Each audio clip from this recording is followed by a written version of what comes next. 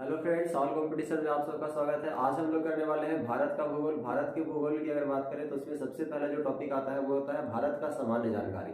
तो भारत के सामान्य जानकारी में हम लोग क्या क्या पढ़ेंगे, तो सबसे पहले जानेंगे कि आखिर भारत की अवस्थिति क्या है पूरे देश में। उसके बाद भारत का आकार कैसा है, वो देखने में कैसा है। उसके बाद हम भारत जानेंगे कि भारत की तटीय सीमा जो है किन किन राज्यों से लगती है और कितने केंद्र शासित प्रदेश से लगती है और उसकी लंबाई क्या है। फिर हम लोग जानेंगे द्वीप के बारे में कि आखिर लक्षद्वीप है, अंडमान निकोबार द्वीप है, तो उसमें क्या क्या सा कौन सा पीक है जो सबसे ज्यादा ऊंचा है और उसमें क्या क्या स्थित है। जो जिससे प्रश्न पूछे जाते हैं वो सभी पॉइंट को हम इस वीडियो में कवर करने वाले हैं। तो शुरू से लेकर लास्ट तक जरूर देखिएगा, क्योंकि इससे हर बार एग्जाम में जो है कोई भी एग्जाम हो जिस जहां से अगर भारत के भूगोल से प्रश्न पूछा जाता है तो 1 से 2 प्रश्न देखने को जरूर मिलते हैं। तो चलिए सबसे पहले हम लोग जानेंगे कि भारत की अवस्थिति क्या है। तो भारत की अवस्थिति को जानने से पहले हमें एक चीज पता होना चाहिए दोस्तों कि आखिर जो मैप पे हम लोग जो दिशा का निर्धारण करते हैं वो किस प्रकार से करते हैं। तो देखिए सबसे पहले अगर हम बात करें तो इस तरीके से, अगर ये मैप है, ये हमारा भारत का मानचित्र है, तो हम सबसे पहले देखेंगे कि ये हमारा जो दिशा है, जैसे कि इस तरफ जो है इसको हम पूरब कहेंगे, ये पश्चिम दिशा हो गया, ये उत्तर दिशा, ये दक्षिण दिशा है। उसके बाद अगर उत्तर और पूरब के बीच वाले जो भाग होंगे उसको हम क्या बोलेंगे, उत्तर पूरब। ठीक है, इसको क्या बोलेंगे, उत्तर पूरब। उसी तरह से अगर हम दक्षिण और पूरब के भाग की बात करें तो ये क्या हो जाएगा, दक्षिण पूरब हो जाएगा। उसी तरह से अगर हम बात करें उत्तर और पश्चिम को तो ये क्या हो जाएगा, उत्तर और पश्चिम हो जाएगा। ठीक है, और पश्चिम और दक्षिण की बात करें तो ये क्या हो जाएगा, दक्षिण पश्चिम जो है हमारा भाग हो जाएगा। ठीक है, तो अब हम लोग देखते हैं कि भारत को अगर हम एक ग्लोब में देखने का प्रयास करें तो किस प्रकार से दिखेगा। तो देखिए जैसे मान लीजिए कि ये हमारा ग्लोब है। ग्लोब को विषुवत रेखा दो बराबर भागों में बांटने का काम करती है और इसके उत्तरी भाग को हम बोलते हैं क्या, उत्तरी गोलार्ध, और दक्षिणी भाग को क्या बोलते हैं, तो दक्षिणी गोलार्ध बोलते हैं। ठीक है, तो दक्षिणी गोलार्ध बोलते हैं। अब जो हमारा भारत है दोस्तों, वो भारत किस प्रकार से, और भारत जो हमारा देखने को मिलता है ये उत्तरी और दक्षिणी हो गया। उसी तरीके से एक जो है अगर 0 डिग्री अगर हम देशांतर खींचे तो इस तरीके से हमारा ये जो हमारा भाग होगा ये क्या होगा, उत्तरी, तो उत्तरी ये हो गया, और इधर क्या है, ये पूरब है, तो इस तरीके से और ये है हमारा उत्तर, तो ये क्या हो गया, उत्तरी पूर्वी हो गया। ठीक है, उत्तरी पूर्वी हो गया। और भारत कहीं ना कहीं दोस्तों यहीं पे जो है हमारा भारत देखने को मिलता है। ठीक है, तो इस तरीके से हम कह सकते हैं कि भारत का जो अवस्थिति है वो क्या है, तो उत्तरी पूर्वी गोलार्ध में भारत पड़ता है। अब हम लोग जानेंगे कि आखिर भारत का सबसे पूर्वी पॉइंट क्या है। तो भारत का जो सबसे पूर्वी पॉइंट है दोस्तों वो है किबुथु शहर है। एक अरुणाचल प्रदेश का क्या है, किबुथु शहर है, जो सबसे भारत का पूर्वी दिशा में पड़ता है। ठीक है, उसी तरीके से हम बात करें कि पश्चिमी बिंदु क्या है, भारत का सबसे पश्चिमी बिंदु की बात है तो ये है जो है गौहर मोती या फिर सरक्रीक कहते, सरक्रीक के नाम से जाना जाता है, जो कहाँ पड़ता है, गुजरात में पड़ता है। उसी तरह से अगर हम बात करें भारत का सबसे सबसे उत्तरी बिंदु क्या है, तो इंदिरा कॉल है दोस्तों। और भारत की सबसे मुख्य भूमिका, देखिए सबसे अगर बात करें कि दक्षिणी बिंदु में, तो दक्षिणी बिंदु से 2 प्रश्न पूछे जाते हैं। अगर आपसे पूछा जाए कि भारत का सबसे दक्षिणी बिंदु क्या है तो क्या होगा, इंदिरा पॉइंट होगा, जो कि निकोबार जो है सबसे बड़ा निकोबार है उसमें जो है ये स्थित है।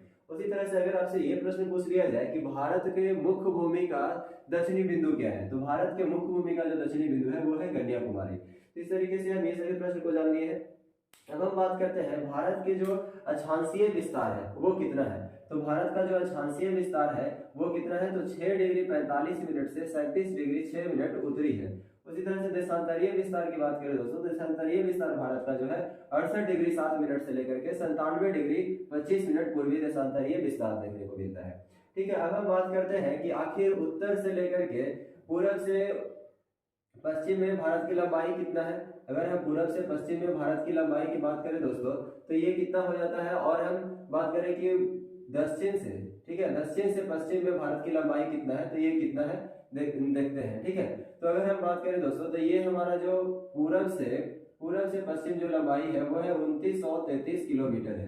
ठीक है, और जो पश्चिम से सॉरी उत्तर से दक्षिण की जो लंबाई है वो कितना है, 3214 किलोमीटर देखने को मिलता है। तो यहाँ से भी प्रश्न आपका पूछा जाता है, तो इस बात को ध्यान रखिएगा। अब हम बात करते हैं कि आखिर भारत का आकार कैसा है। तो भारत का आकार जो है दोस्तों वो क्या है, त्रिभुजाकार है। ठीक है, और इसकी कुल क्षेत्रफल की अगर हम बात करें तो कुल क्षेत्रफल कितना है, तो 32,87,263 वर्ग किलोमीटर इसकी कुल क्षेत्रफल है।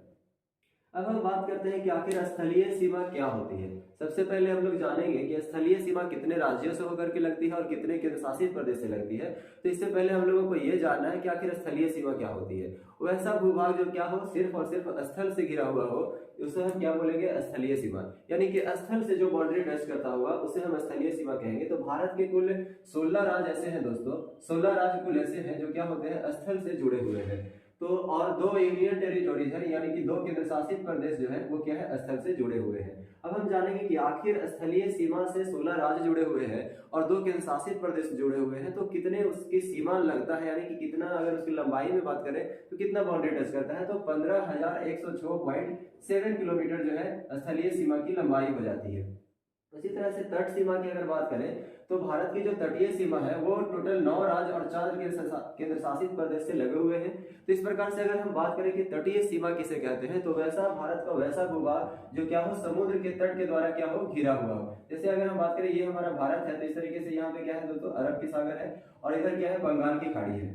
ठीक है, सॉरी इधर क्या है, बंगाल की खाड़ी है और ये हमारा क्या है, अरब सागर है। ठीक है, तो यहाँ से अगर हम बात करेंगे गुजरात से, गुजरात, महाराष्ट्र, कर्नाटक, गोवा, केरल, तमिलनाडु, ठीक है, आंध्र प्रदेश, उड़ीसा, ये सभी जो है क्या दोस्तों, तो ये सभी हमारा तटीय भाग से जो है लगने वाला राज्य है। उसी तरीके से क्या है, 4 और केंद्र शासित प्रदेश भी है इसमें। ठीक है, तो उस तरीके से कुल अगर तटीय सीमा की हम बात करें, यानी कि इस सीमा की बात कर रहा है जो तट के द्वारा लगा हुआ है, तो टोटल उसकी लंबाई कितना है, तो 7516.6 किलोमीटर देखने को मिलता है। उसी तरह से अगर यहाँ पे कह रहा है कि मुख्य भूमि का तटीय लंबाई क्या है, तो मुख्य भूमि कहने का मतलब हुआ दोस्तों, ये हम जो तटीय सीमा की लंबाई जो ऐड किए हैं वो कहीं ना कहीं हमारा जो अंडमान निकोबार द्वीप है, उसके बाद निकोबार द्वीप समूह है, ये सभी की लंबाई को हम क्या करें, ये भी इसके द्वारा क्या है, ये जल से घिरा हुआ है, तो इसके भी तट को इसमें ऐड कर दिया गया है और ये टोटल कितना हो गया, 7516.6 किलोमीटर हो गया है। उसी तरह से यहाँ पे कह रहा है मुख्य भूमि का तटीय लंबाई कई बार पूछा जाता है,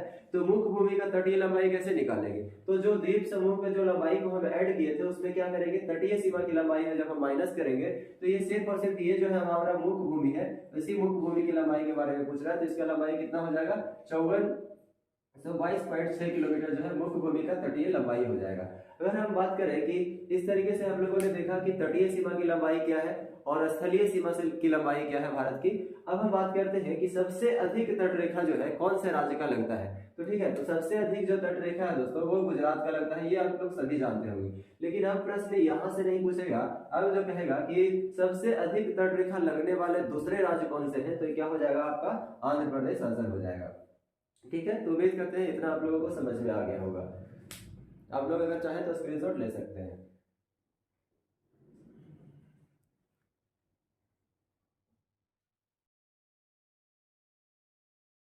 देखेंगे भारत का समुद्री जल पे अधिकार, तो भारत का समुद्री जल पे अधिकार कहां से कहां तक होता है इसके बारे में जानेंगे।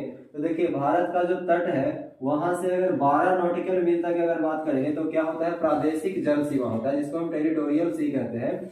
तो 12 नॉटिकल मील तक प्रादेशिक जल सीमा है, जिसको हम ए से डिनोट किया है यहाँ पे। तो ये जो होता है भारत को इस पर जो है संपूर्ण अधिकार होता है। यहाँ पे कोई भी काम भारत के द्वारा टैक्स वसूली किया जा सकता है या फिर साफ सफाई का अधिकार हो, चाहे, यानी कि संपूर्ण रूप से भारत का अधिकार होता है। वही अगर हम बात करें कि भारत का जो समुद्री तट होता है, समुद्र तट से अगर 24 नॉटिकल मील तक, यानी कि 24 नॉटिकल मील तक, यानी कि यहाँ से लेके यहाँ तक की अगर बात करें 24 नॉटिकल मील तक, जिसको हम संलग्न क्षेत्र मंडल कहते हैं, यानी कॉन्टिग्यूअस जोन कहते हैं। ठीक है, तो ये जो होता है तट रेखा से 24 नॉटिकल मील तक जो है भारत का अधिकार होता है, जो संलग्न क्षेत्र मंडल के अंतर्गत आता है। अगर हम बात करेंगे प्रादेशिक जल सीमा से और संलग्न क्षेत्र के बीच जो अगर बात करेंगे तो यहाँ पे क्या होगा, 12 नॉटिकल मील ही होगा। ठीक है, और संलग्न क्षेत्र मंडल पर जो भारत का अधिकार क्या क्या होता है, तो यहाँ भारत के द्वारा राजकोषीय अधिकार, सीमा शुल्क वसूली का अधिकार हो गया, चाहे प्रदूषण नियंत्रण करने का अधिकार हो या फिर आप्रवासी कानून लागू करने का अधिकार जो है भारत के द्वारा इसी क्षेत्र में किया जाता है। वही समुद्र तट से अगर 200 नॉटिकल मील की दूरी तक जो है भारत का जो अनन्य आर्थिक क्षेत्र के जोन में आता है, जिसमें भारत के द्वारा खनिज संपदा या फिर सागरीय जल शक्ति का अधिकार हो, या फिर सागरीय जीवों को सर्वेक्षण करना हो, या फिर उसका संरक्षण करना हो, या फिर उसके द्वारा जितने भी संसाधन है उसका अधिक मात्रा में यूज करना हो, उपयोग करना हो, वो सभी का जो है अनन्य आर्थिक क्षेत्र में भारत के द्वारा यूज किया जाता है। वही अनुसंधान करने का भी अधिकार जो है अनन्य आर्थिक क्षेत्र तक होता है, 200 नॉटिकल मील तक।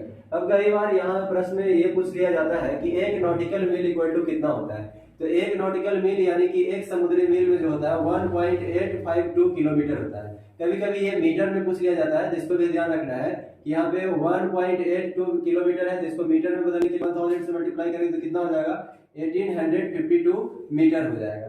तो उम्मीद करते हैं ये समझ में आया होगा। यहाँ पे ध्यान दीजिएगा थोड़ा सा दोस्तों कि यहाँ समुद्र तट से 200 नॉटिकल मील है, लेकिन अगर सिर्फ आपसे ये पूछ लिया जाए कि अनन्य आर्थिक क्षेत्र जो है कितने भाग में है, मतलब कि कितना दूरी पर फैला हुआ है, तो यहाँ से क्या करेंगे, यहाँ से यहाँ तक 24 नॉटिकल मील है, 200 में से 24 घटाएंगे तो ये कितना हो जाएगा, 176 नॉटिकल मील। यानी कि अनन्य आर्थिक क्षेत्र कितने दूरी में है, तो 176 नॉटिकल मील है। लेकिन अगर समुद्र तट से अगर इसकी दूरी देखें तो 200 नॉटिकल मील के अंतर्गत जो है ये फैला हुआ है। तो उम्मीद करते हैं ये समझ में आया होगा।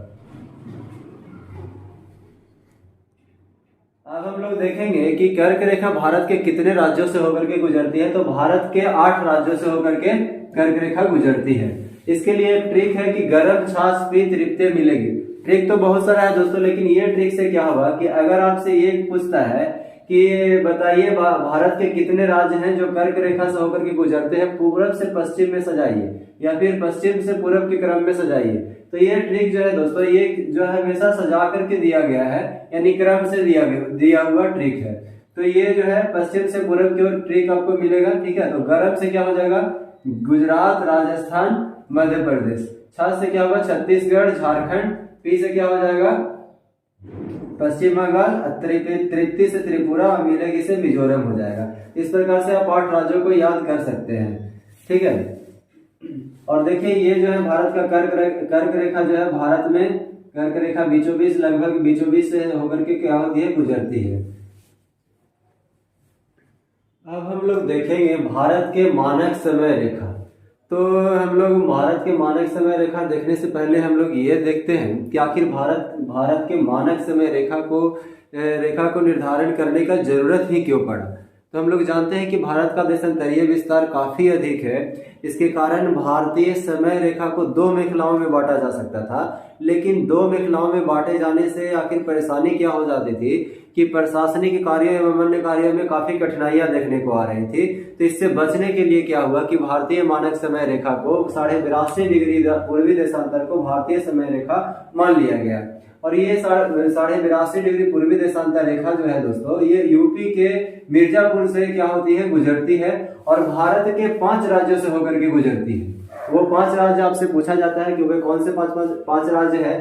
तो यूपी है, मध्य प्रदेश, छत्तीसगढ़, उड़ीसा और आंध्र प्रदेश से होकर के भारतीय मानक समय रेखा जो है गुजरती है। अब इससे कुछ और भी प्रश्न है जो बार बार पूछा जाता है कि भारतीय मानक समय रेखा जो है ग्रीनविच मीन टाइम से कितना आगे है। तो ग्रीनविच मीन टाइम से कितना आगे है, तो 5.5 घंटा आगे है। उसी तरह से एक प्रश्न और है कि कर्क रेखा और भारतीय मानक समय रेखा जो है दोनों एक जगह पे कहाँ मिलती है। तो देखिए कर्क रेखा यहाँ पे हम लोगों ने देखा कि पूर्वी देशांतर रेखा यानी मानक समय रेखा यहाँ से गुजरा है और कर्क रेखा कहीं ना कहीं इस तरीके से गुजरता है। तो ये एक जगह पे क्या हो रही है, कट कर रही है।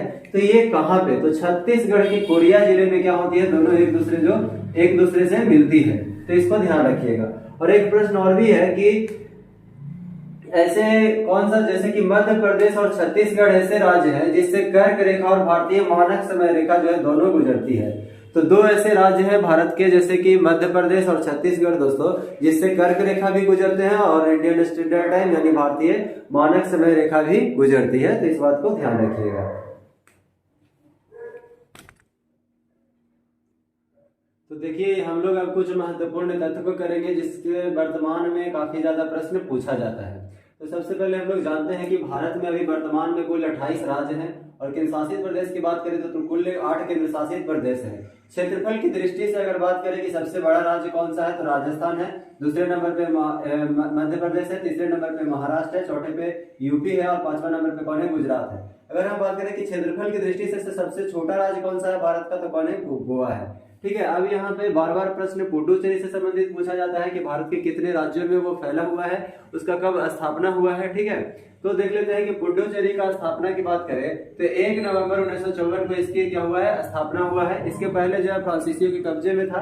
ठीक है, और ये पुडुचेरी की बात करें तो ये भारत के 3 राज्यों में क्या है, फैला हुआ है। अब हम देखते हैं कि पुडुचेरी के जो 4 जिले हैं वो किन किन राज्यों में फैला हुआ है, उसको मैप पे देख लेते हैं। तो देखिए यहाँ अगर हम बात करें तो ये है हमारा केरल। ठीक है, और केरल में एक पुडुचेरी का जिला है जिसका नाम क्या है, माहे है। तो ये है जो है हमारा क्या है, माहे जिला यहाँ पे है। तमिलनाडु में इसके 2 डिस्ट्रिक्ट देखने को मिलते हैं। ठीक है, एक तो मिलता है हमारा खुद पुडुचेरी, ठीक है, दूसरा क्या है, पुडुचेरी है, और दूसरा की अगर हम बात करें तो दूसरा जो है हमारा क्या है, कराईकल है। क्या है, कराईकल। और अगर हम बात करें तो एक जिला जो है हमारा आंध्र प्रदेश में देखने को मिलता है जिसका क्या नाम है, तो जिसका नाम है यनम। इस तरीके से हम देख सकते हैं इसको मैप पे। ठीक है, तो यही हम यहाँ पे लिखे हैं कि पुडुचेरी जो है वर्तमान में उसके कितने राज्यों में फैले हुए हैं, तो 3 राज्यों में फैला हुआ है। कौन कौन है, पांडुचेरी है, ठीक है, कराईकल है, फिर यनम है और माहे है। तो पांडिचेरी जो है वर्तमान में पुडुचेरी को पांडिचेरी कहा जाता है, तो ये तमिलनाडु के सीमा पर है। ये दोनों कहाँ है, पांडिचेरी और कराईकल जो है तमिलनाडु की क्या है, सीमा पे है। और वही यनम की बात करें तो ये कहाँ है, तो आंध्र प्रदेश में है। और माहे जो है हमारा कहाँ है, तो केरल में है। यहाँ से बार बार प्रश्न पूछा जाता है। अब हम देख लेते हैं एनसीआर के बारे में। आखिर एनसीआर है क्या, तो एनसीआर जो है नेशनल कैपिटल रीजन है, यानी कि दिल्ली क्षेत्र के बारे में बात करें, राष्ट्रीय राजधानी क्षेत्र हमारा। तो कह रहा है कि आखिर जो राष्ट्रीय राजधानी क्षेत्र है, राष्ट्रीय राजधानी क्षेत्र बोर्ड अधिनियम 1985 लाया गया, और इस अधिनियम के तहत भारत के कुछ राज्यों को शामिल कर करके दिल्ली का जो है गठन किया गया। तो कौन कौन से राज्य को शामिल किया गया है, यहाँ पे देखिए, इसके अंतर्गत जो है हरियाणा के 14 जिलों को शामिल किया गया, राजस्थान के 2 जिले अलवर और भरतपुर को शामिल किया गया, और उत्तर प्रदेश के 8 जिले को शामिल कर करके जो है दिल्ली को अपना राजधानी बनाया गया है। ठीक है, यानी दिल्ली का निर्माण किया गया है। और वर्तमान में यह भी प्रश्न पूछा जाता है कि आखिर जो उत्तर प्रदेश का जो 8वां जिला इसमें शामिल हुआ है वो कौन सा जिला है, कौन सा है, तो वह है 8वां शामली जिला को शामिल कर लिया गया है। तो उम्मीद करते हैं ये आपको समझ में आया होगा।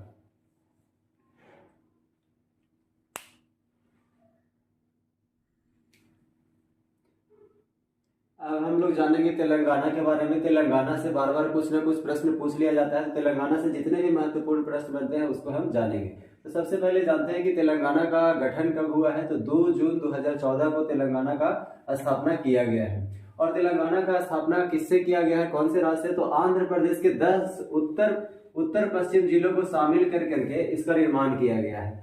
और यहाँ पे हमेशा राजधानी को लेकर के कंफ्यूजन रहता है कि हैदराबाद राजधानी है तेलंगाना का या फिर आंध्र प्रदेश का है। तो यहाँ पे आपको बता दें दोस्तों कि 10 वर्षों तक जो है तेलंगाना और आंध्र प्रदेश का जो है संयुक्त राजधानी हैदराबाद रहेगी। 10 वर्ष कहने का मतलब है कि अगर 2014 में इसका गठन हुआ है तो 10 वर्ष अगर इसमें हम ऐड कर देते हैं तो 2024 तक, यानी कि 2024 तक जो है इसकी राजधानी कहाँ रहेगी, तो हैदराबाद ही रहेगी। ठीक है, इस बात को ध्यान रखना है। अगर हम बात करें कि तेलंगाना की कार्यपालिका कहाँ है, तो कार्यपालिका विशाखापट्टनम में स्थित है। विधायिका कहाँ है, तो विधायिका अमरावती में स्थित है। न्यायपालिका कहाँ है, तो न्यायपालिका कुर्नूल में स्थित है। और ये जो तेलंगाना है, यहाँ पे मैप पे देखिए ये तेलंगाना बनाया गया है, तो ये एक भू अवस्थित राज्य है। भू अवस्थित कहने का मतलब हुआ कि वैसा राज्य जिसके जो बाउंड्री है वो सारे भूमि से यानी कि लैंड के द्वारा जो है टच करते हैं। ठीक है, तो वो क्या है, भू अवस्थित राज्य कहलाते हैं। तो ये भू अवस्थित राज्य है। टोटल 4 जिलों से क्या है, ये घिरे हुए हैं। वो 4 जिला कौन कौन सा है, तो वो है आंध्र प्रदेश, छत्तीसगढ़, महाराष्ट्र और कर्नाटक है। ठीक है, अब कुछ जैसे कि अगर हम बात करें कि तेलंगाना की क्षेत्रफल कितना है, तो 1,12,077 वर्ग किलोमीटर जो है इसका क्षेत्रफल देखने को मिलता है। वर्तमान में इसमें टोटल कितने जिला है, तो टोटल 31 जिला इसमें है वर्तमान में। और जन घनत्व इसका कितना है, जन घनत्व का मतलब सबसे पहले समझिएगा कि प्रति वर्ग किलोमीटर में जितने संख्या निवास करती है उसी को हम क्या कहते हैं, जन घनत्व कहते हैं। तो जो तेलंगाना का जन घनत्व है वो कितना है, 312 व्यक्ति पर किलोमीटर इसका जन घनत्व है। लिंगानुपात की बात करें तो 988 जो है लिंगानुपात है।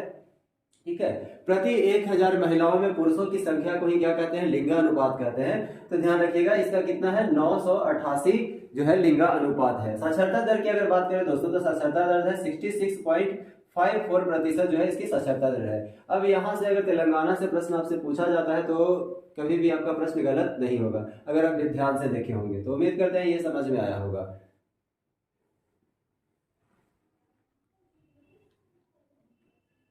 अगर हम जानेंगे जम्मू कश्मीर और लद्दाख से संबंधित जो भी वर्तमान में प्रश्न आजकल पूछे जाते हैं उसको हम देखेंगे।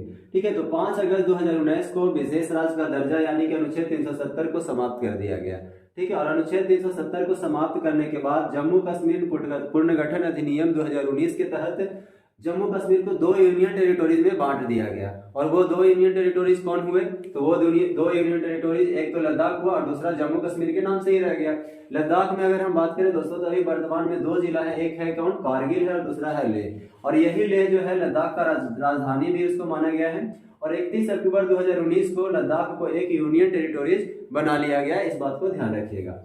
और वही अगर हम जम्मू कश्मीर की बात करें तो जम्मू कश्मीर का वर्तमान में राजधानी कहाँ है? तो श्रीनगर है, और इसके अंतर्गत अभी 20 जिले शामिल हैं।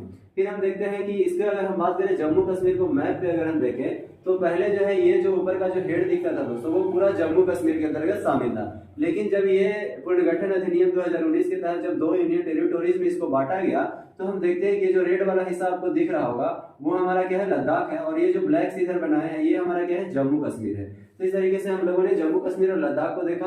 अब हम देखते हैं दमन, दीव और दादर नगर हवेली से क्या प्रश्न पूछे जाते हैं। तो देखिए दादर नगर हवेली और दमन और दीव जो था पहले अलग अलग हुआ करता था, दोनों 2 केंद्र शासित प्रदेश के तहत इसको काउंट किया जाता था, लेकिन अभी वर्तमान में दोनों को एक ही काउंट किया जाता है। कैसे? देखिए दादर नगर हवेली और दमन और दीव, आपको यहाँ पे ये जो है हमारा दमन और दीव है, ये क्या है? दादर नगर हवेली है, दोनों एक ही जगह पे है, गुजरात और महाराष्ट्र के बॉर्डर के आसपास देखने को आपको मिलेगा ये चीज।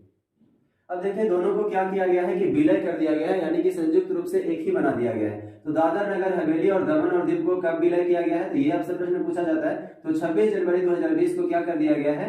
दादर नगर हवेली और दमन और दीव को विलय कर दिया गया है। और वर्तमान में इसका राजधानी कहाँ है? तो वर्तमान में इसका राजधानी दमन है। तो इस बात को ध्यान रखिएगा। उम्मीद करते हैं ये चीज आपको समझ में आया होगा, और वीडियो कैसा लग रहा है कमेंट करके जरूर बताएं। ठीक है, तो आगे चलिए हम लोग नेक्स्ट पॉइंट देखते हैं।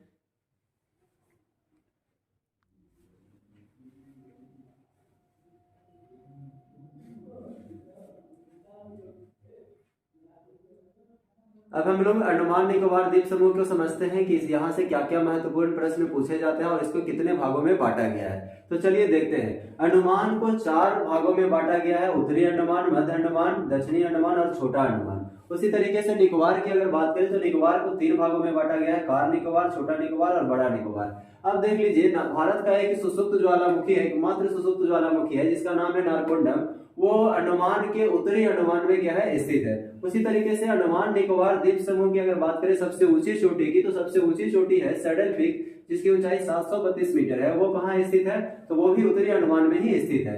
एक बैरन ज्वालामुखी है भारत का, जिस जो है जागृत ज्वालामुखी है, वो कहाँ स्थित है? तो वो मध्य अंडमान में क्या है? स्थित है।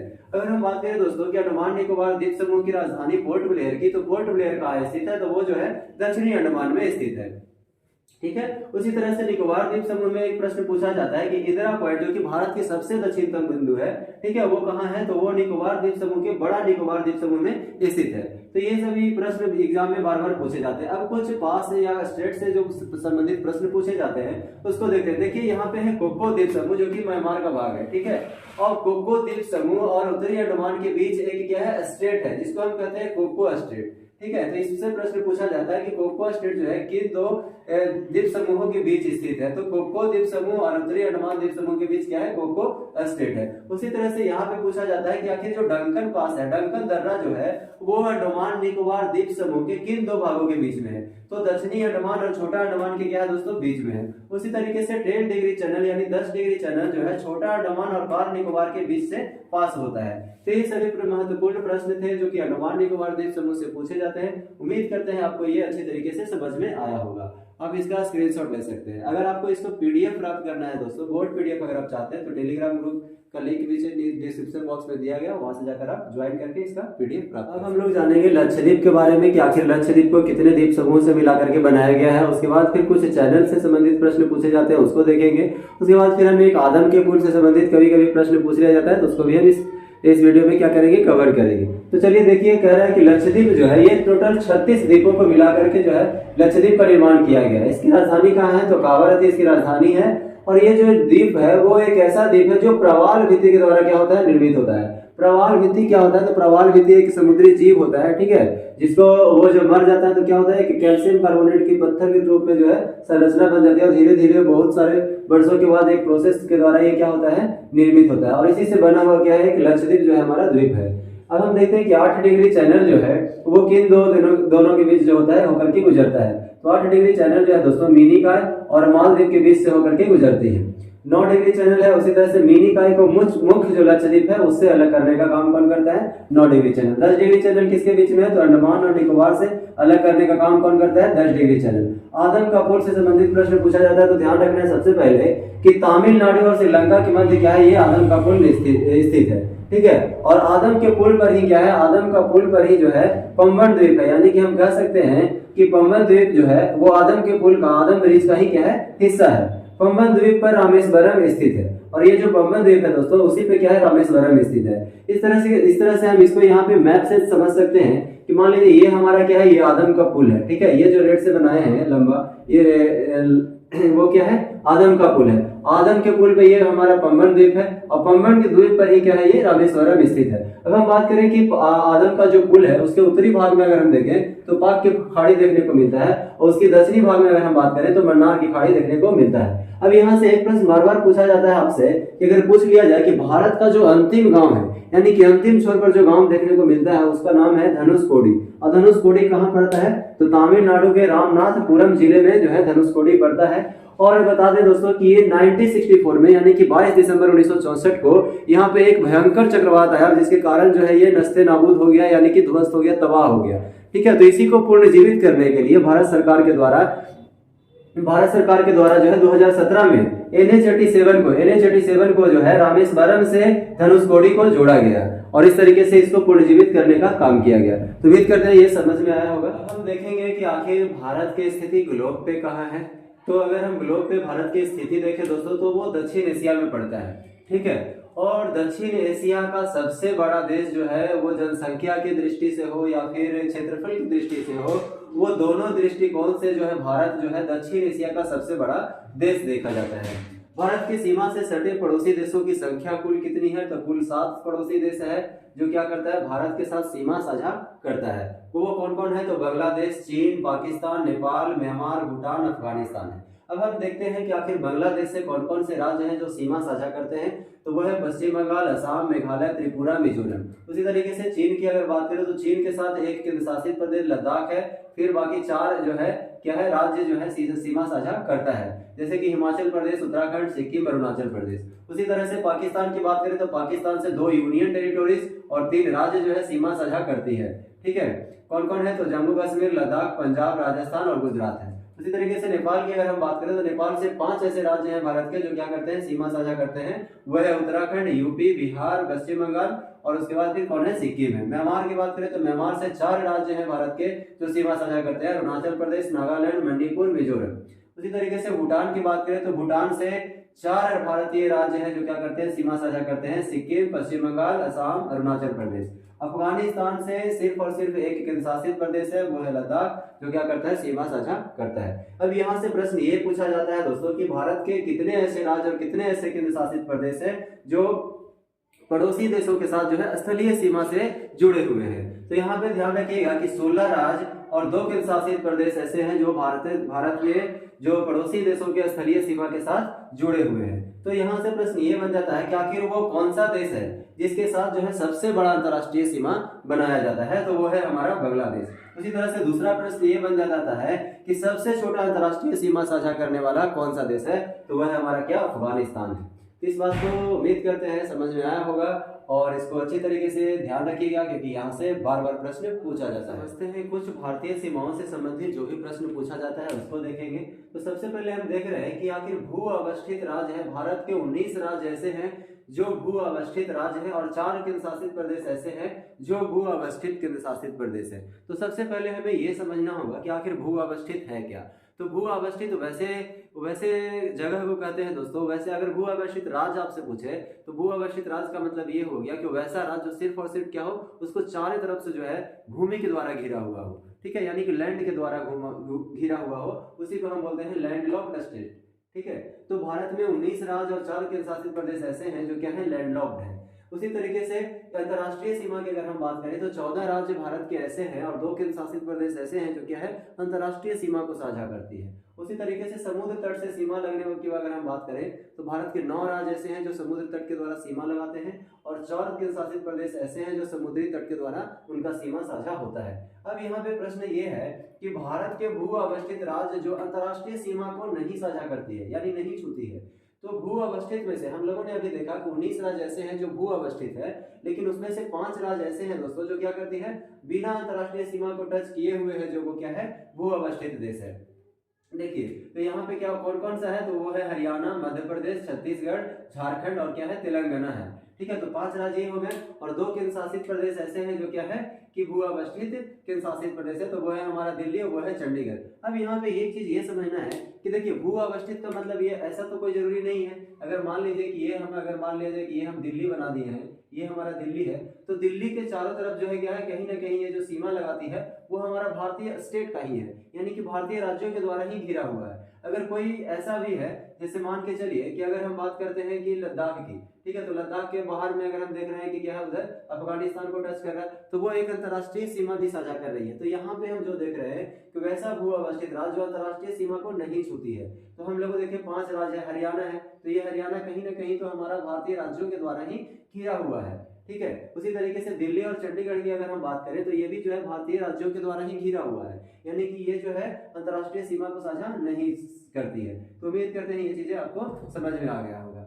अब देखिए अब हम बात करते हैं कि स्थलीय सीमा, तो भारत के 16 राज्य ऐसे हैं और 2 केंद्र शासित प्रदेश ऐसे हैं जो क्या करता है कि स्थलीय सीमा को साझा करता है। ठीक है, अब हम बात करते हैं दोस्तों कि स्थलीय सीमा से क्या है 16 राज्य और 2 केंद्र शासित प्रदेश लगा हुआ है। अब देखिए अब यहाँ पे ये समझते हैं कि अभी हम लोगों ने देखा कि अंतर्राष्ट्रीय सीमा से टोटल 14 राज्य, भारत के टोटल 14 राज्य ऐसे हैं जो अंतर्राष्ट्रीय सीमा साझा करते हैं और 2 केंद्र शासित प्रदेश ऐसे हैं जो अंतर्राष्ट्रीय सीमा को साझा करते हैं। तो अब हम देखते हैं कि आखिर वो कौन से केंद्र शासित प्रदेश हैं जो अंतर्राष्ट्रीय सीमा को साझा करते हैं और किन किन देशों से साझा करते हैं, और आखिर वो कौन से राज्य हैं जो अंतर्राष्ट्रीय सीमा के साथ लगते हैं और वे कौन कौन देश के साथ लगते हैं, तो उसको हम देखते हैं। तो अगर हम सबसे पहले कि केंद्र शासित प्रदेश लद्दाख की अगर हम बात करें तो वो 3 देशों के साथ क्या करती है सीमा साझा करती है। वो कौन कौन सा है, तो पाकिस्तान है, अफगानिस्तान और चाइना के साथ सीमा साझा करती है। उसी तरीके से अगर हम बात करें सिक्किम की, तो सिक्किम भी जो है 3 देशों के साथ सीमा साझा करती है, नेपाल, चाइना और भूटान के साथ। इसी तरह से अरुणाचल प्रदेश की बात करें तो ये भी 3 देशों के साथ भूटान, चाइना और म्यांमार के साथ जो है सीमा साझा करती है। पश्चिम बंगाल की अगर हम बात करते हैं तो ये भी 3 देशों के साथ सीमा साझा करती है, वो है बांग्लादेश, भूटान और नेपाल है। बार बार आपसे प्रश्न पूछा जाता है इस तरीके से कि निम्नलिखित में से कौन सा देश है जो कौन सा देश के साथ जो है सीमा साझा नहीं करती है।